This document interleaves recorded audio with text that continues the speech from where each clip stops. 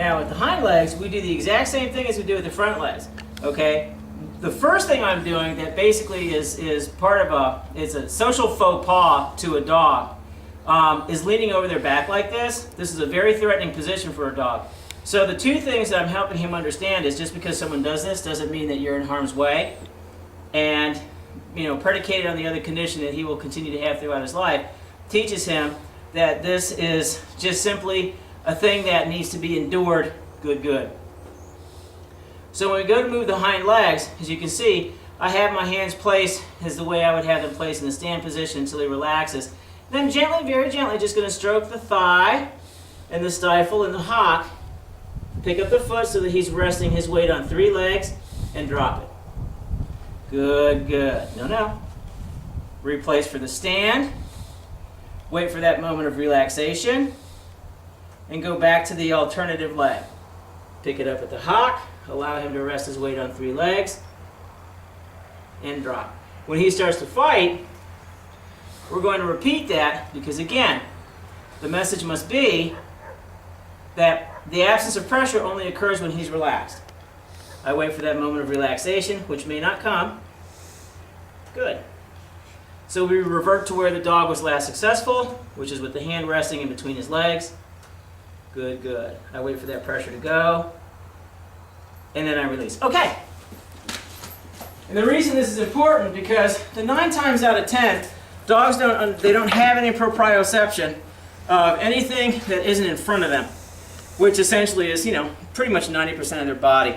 So in a situation where you have a young dog who's a bit of an alarmist anyways, we want to make him very acutely aware that the things that I'm touching, although they belong to him, I actually control. So we finish the exercise by going down the opposing leg, picking up that foot, allowing him to rest his weight on the other 3 legs. If he fails, we simply repeat until we get relaxation. There it is. Okay. Good boy. Big party. Woohoo! Very nice. The same thing occurs with tails. Big party. Good boy. The same thing occurs with tails, especially with these guys.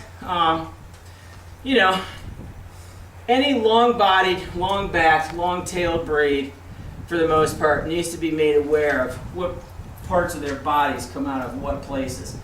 And with shepherds, especially, there's a high indication of a thing known as ankylosis, which essentially is a fusion. Good.